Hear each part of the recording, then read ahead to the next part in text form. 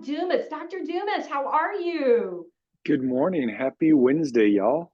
Well, happy Wednesday to you too. I'll tell you what, thank you. We're running just a little bit behind, but that's okay. I know that we're all flexible here. So thanks for your patience, Todd, while we got brought you up. Would you just mind introducing yourself and telling the good folks who are you and a little bit about your background and what you do? You betcha. Well, before I do that, I've been told, I'm not a historian by any means, but I've been told that one of the Beatitudes got left out. The blessed are the meek, blessed are the poor from Christ on at Gethsemane. And one of them is blessed are the flexible, for they shall not be bent out of shape. I love it. Blessed are the flexible. There we go. So, Oh, good. So my background, I was a classroom teacher for a number of years, middle school teacher, and then a professional developer in a regional service agency, high school principal, and then went on to the really dark side and was a central office administrator for about a decade. And just before the pandemic hit, and then early on in the pandemic, started thinking about sharing my knowledge and skills and expertise more broadly. And so July of 2020, I did that and started working full time. So my full time work is engaging with amazing educators all over this country and helping them to get better at their craft, whether that's a classroom teacher or a team of teachers or an instructional coach or a building level administration or central office administrators, what have you. So yeah, that's a little bit about my background. You are crazy busy, my friend. I'm just I saying. love it. It's the best work, the best work. I'm telling you. In your book, you emphasize the importance of true collaboration in professional learning communities. What are some simple ways or powerful habits leaders can instill um, so that PLCs are authentic, collaborative cultures? Yeah, yeah, absolutely. So I've actually got two books that have been published and a third one that's coming out in September. The first two were focused on the school leader, um, whether that's a principal or system principal or teacher team leaders, right? And those were called "Let's Put the C in PLC," and then there was an action guide for that. And so that really is, as those of PLC stands for Professional Learning Community. So it's the notion of let's put community in professional learning community. And then my third book that's coming out in September from Solution Tree is focused on teacher team leaders. So people who, classroom teachers or other designated teacher leaders, but they're identified by someone as being a key leader in their school. And so their task is to lead a teacher team. And so it's focused on that. And throughout all of those books, there's kind of a common thread that the idea of a PLC is a term or a concept that took off like wildfire across the educational landscape, right? About 25 years ago or so, after Rick DeFore and Bob Aker published Professional Learning Communities at Work, even though it had been in the literature since the 60s, right? You can go back to Shirley Hord's work in the 1960s, and this term shows up. In the 80s and 90s, Rick DeFore and Bob Aker really started to hone in on this and cultivate it. And then, like the last quarter century, it's just gone like wildfire to the point where just any group of people, if there's two or more people in a room breathing the same air, we call them a PLC. And that's not a PLC, right? It's a culture. It's an ethos. It's a mindset. And so I think the first practical, simple thing to understand as leaders is that PLC is not what we do, it's who we are. Now, there's things that we need to do to be a PLC, and I can share some simple habits to help with that. But that's the first thing is this mindset. Like PLC is not Tuesday afternoon. It's not Wednesday morning at 10 o'clock. It's not my third grade team. It's right. This is not PLC. PLC is our school, or in some cases, our district. We are a group of professionals who learn together in community. And that is a PLC. So the first simple habit that comes to my mind is stop calling teams PLCs, Yeah, right? yeah. They're teams, they're collaborative teams, they're department teams, they're colleagues, they're whatever you want to call it, but don't call it a PLC, right? So like that's the first simple habit. And And then, just yeah, to comment on that, Todd, that changes your mindset, right? Because you're thinking, oh, PLC is something I got to go do right, versus this is the work, right? right, So it's right. not extra work, it is the work. Yeah. Exactly. And so we engage in recurring cycles of, collective inquiry. We're inquiring into our own practice, we're inquiring into each other's practice. And we do that through action research, where we're going to try things out, right? Like action research, I remember first hearing that term when I was a classroom teacher with one of my colleagues, and it like really freaked me out and was like, oh, what do you mean action research? And really it just means we're gonna try something new, and we've got a hypothesis, we're gonna try it out, see what works and what doesn't work, and we're gonna learn from it. I mean, that's it, right? Like it's very simple. And let's just see what works. So as a PLC, we're going to try some things out, because if we already knew how to teach kids how to read, as third graders, we've got a group of kids who are struggling. What we've done isn't working. So continuing to do what we're doing isn't going to, that's the definition of insanity. Continue to do the same thing over and over again and expecting different results. So we got to do something different. And so we access each other's expertise in learning how to do that. And so yeah, that mindset is really, really key. Very good. Thank you. So from your experience, what are the roadblocks that get in the way of, effective collaboration then within a PLC? Yeah, yeah. So a number of things. So while the PLC is the school, right? It's the culture. Yet teams are the driver of improvement. So you cannot become a professional learning community unless you have teams. There have to be teams in place, and we have to have collaborative teams, and they have to be meaningful. So several things. First of all, in a PLC, collaboration is non-negotiable. Everybody's on a team. Nobody can get better by themselves. Secondly, that team and that collaboration has to be meaningful, right? We can't just throw people in groups and say, hey, go be successful. And that happens regularly, right? There's some teams that make sense, right? If I'm a third grade teacher, it makes sense for me to collaborate with my third grade colleagues, right? If I'm an Algebra 1 teacher, it makes sense for me to collaborate with my Algebra 1 colleagues. If I'm a music teacher or a counselor or a school psychologist or a reading specialist, right? Well, what team or teams am I on? And sometimes in schools we kind of we rub our chins for a little bit and go, what should we do? Well, let's just put them together. Nobody actually says this, but in my mind, I was a music teacher. In my mind, I'm thinking, okay, we're the leftovers, right? Now, some of us really like leftovers. That's the best part of a meal, is the leftovers the next day, right? But others of us are like, you know what? That just kind of. Actually, I was working with this school that they said, you know what? We call ourselves the special ops, and I thought that was, that was a nice reframing.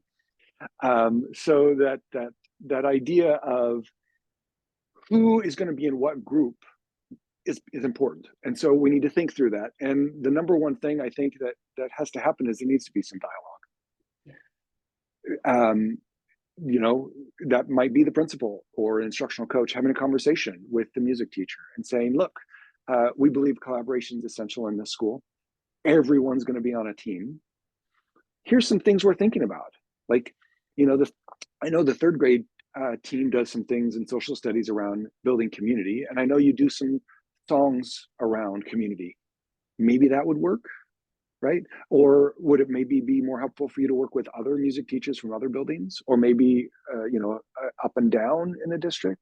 And by the way, being on a team is not a lifetime sentence. I've seen many schools where it shifts, right? Now, I wouldn't shift it more than probably quarterly, because we have to, in order to engage in action research, we have to have some continuity, right?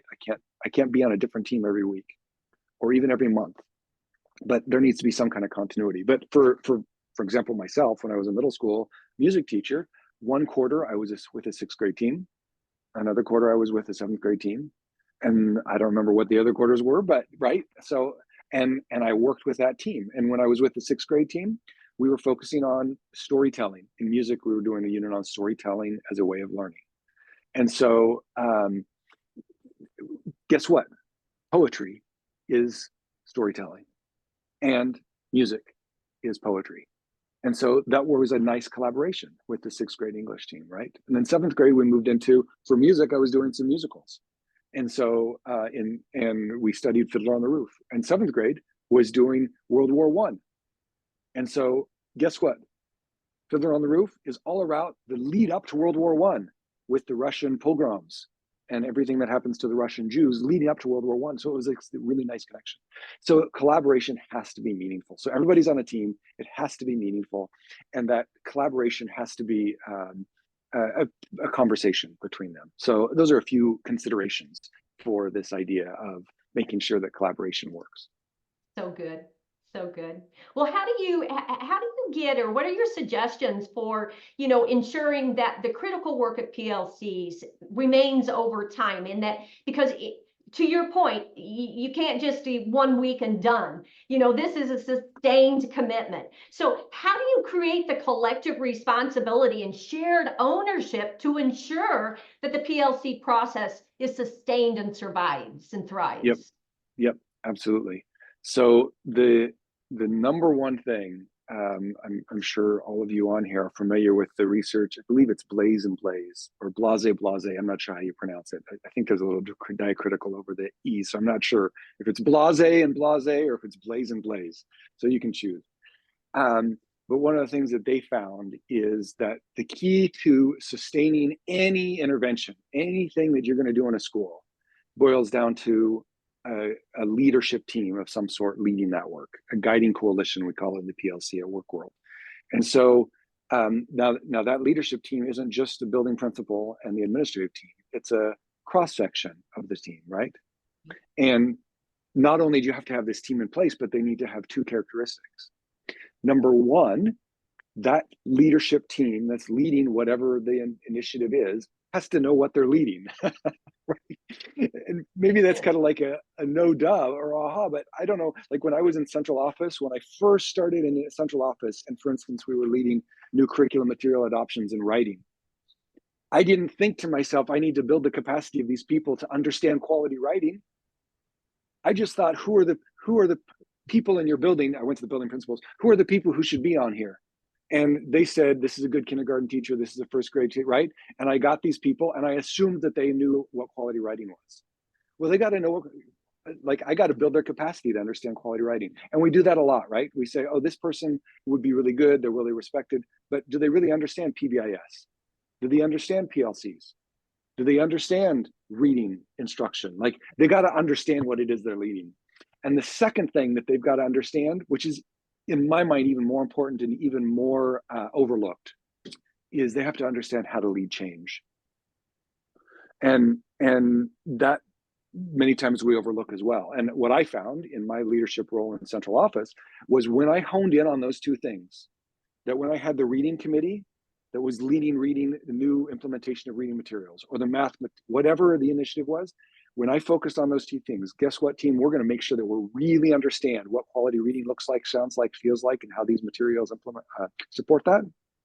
And number two, how are we going to lead change? And we're going to have some tools like innovation configuration maps and levels of understanding and levels of use. We're going to use some of these tools.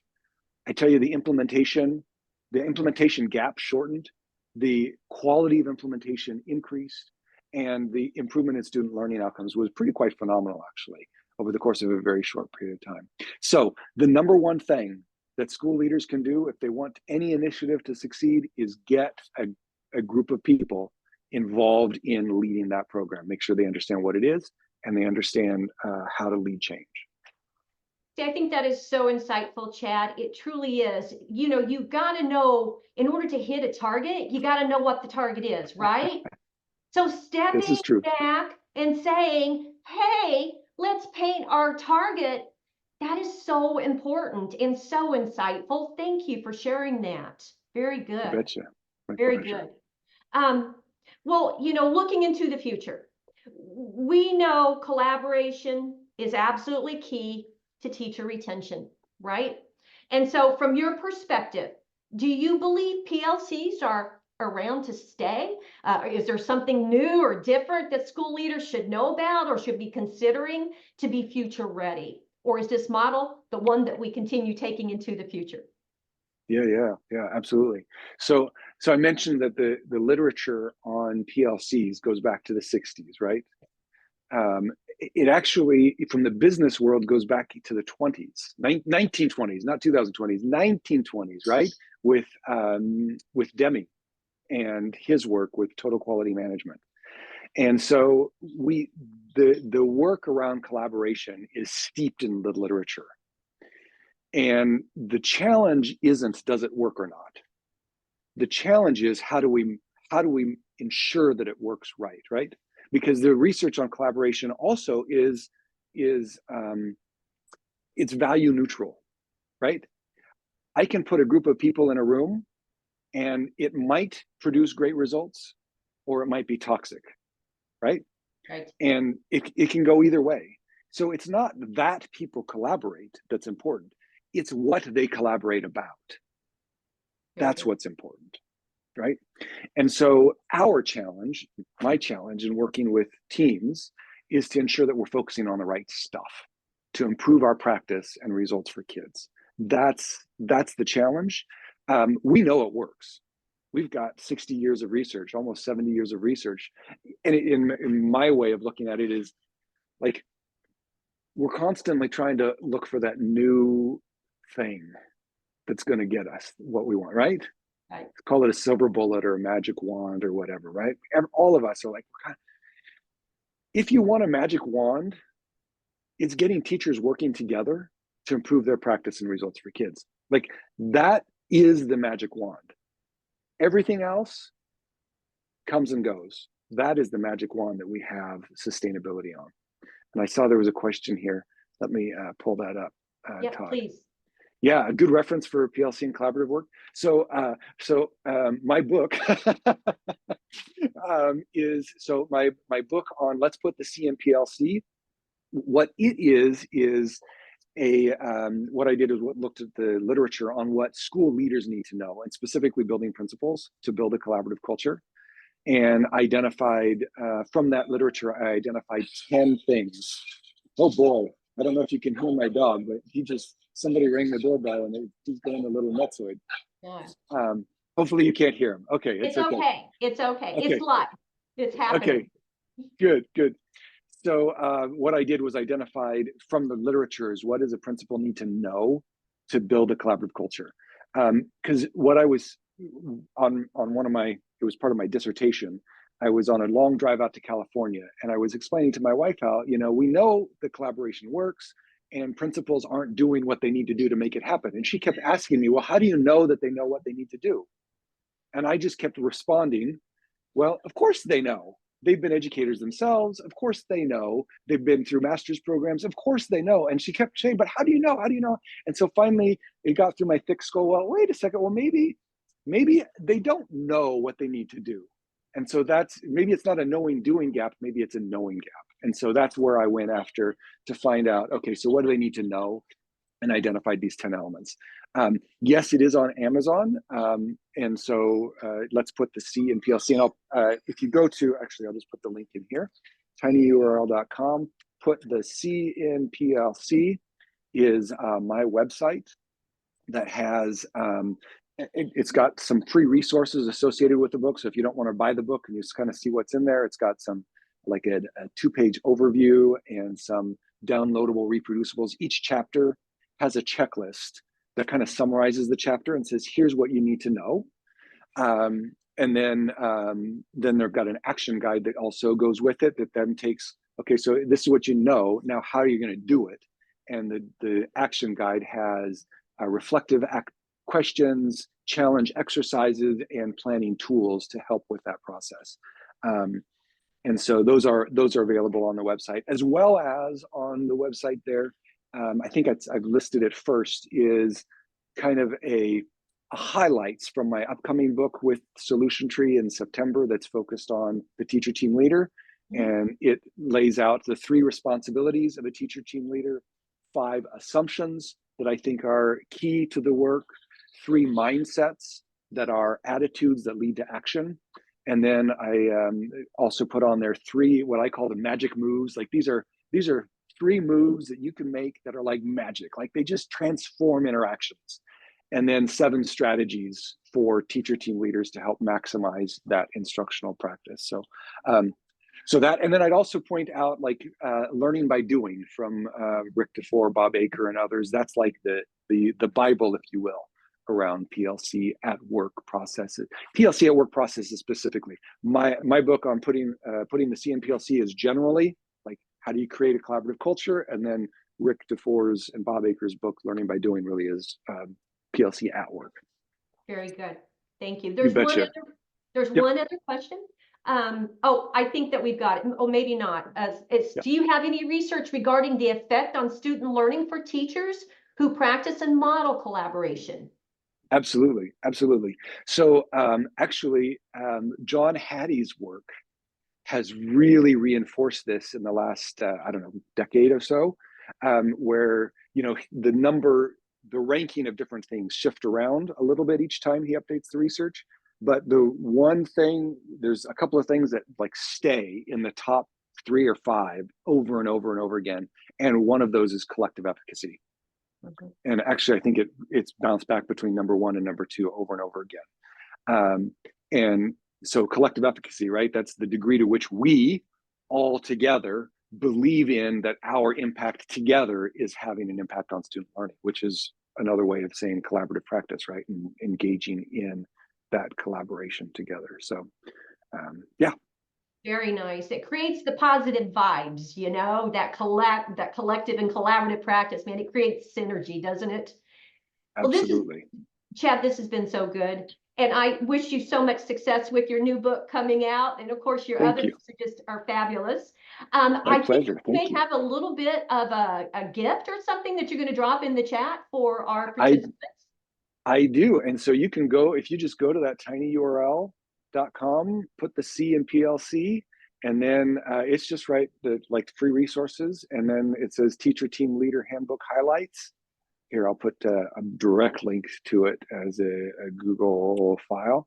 Nice. And that, that has the responsibilities, assumptions, and mindsets of effective teacher team leaders, and then the 3 magic moves and 7 sweet strategies. Very good. Very exciting. Of course, we're going to see you on social media as well. You're awesome, having a great Thank web you. presence and sharing good resources. So thank you so very much, Chad. We appreciate you. Absolutely. My pleasure. And thank you all for joining and